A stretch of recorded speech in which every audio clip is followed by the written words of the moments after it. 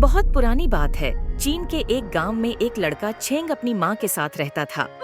वह हर दिन सुबह जाकर मैदान से हरी हरी घास काटता और अपने चाचा को लाकर देता था।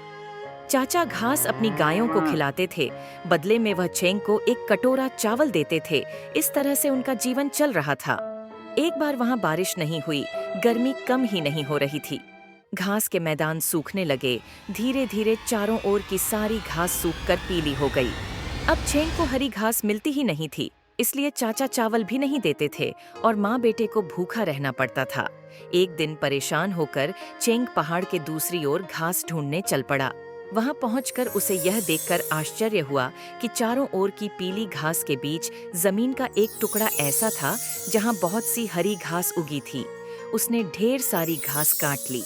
जब वह वापस जाने लगा तो उसे सफेद रंग का एक मोती मिला। उसने मोती अपनी जेब में रखा और घास लेकर चाचा को दी। चाचा ने हमेशा की तरह उसे कटोरा भरकर चावल दिए। घर जाकर उसकी माँ ने थोड़े से चावल बनाए, थोड़े शाम के लिए रख दिए। छेंग ने वह मोती चावल के आधे भरे कटोरा में रख दिया और फिर एक जादू हुआ। उसने देखा कि कटोरा तुरंत चावलों से पूरा भर गया। वह समझ गया कि वह कोई जादुई मोती था। उसने मोती को आधे भरे पानी के बर्तन में रखा और बर्तन पानी से भर गया।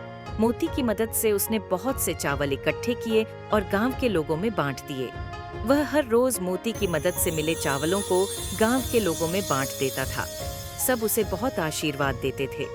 लोगों ने उसके चाचा से चावल खरीदना बंद कर दिया। चाचा को मुश्किल होने लगी। उसने वह मोती चुराने का निर्णय लिया। एक रात वह चुपके से छेंग के घर में घुसा। उसने देखा मोती छेंग के तकिए के पास रखा था। चाचा ने जैसे ही मोती उठाया, छेंग जाग गया। इससे पहले कि वह चाचा से मोती ले पाता, चाचा ने तुरंत मोती निगल लिया।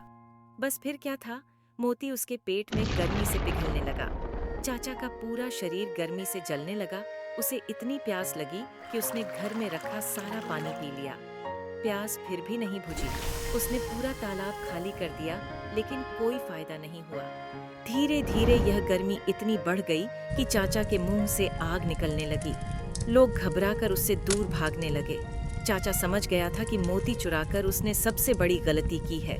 लेकिन अब क्या हो सकता था। चाचा से डरकर लोग उसे ड्रैगन बुलाने लगे, क्योंकि ड्रैगन का अर्थ होता है डरावना व्यक्ति। चाचा को अपनी गलती का एहसास हुआ।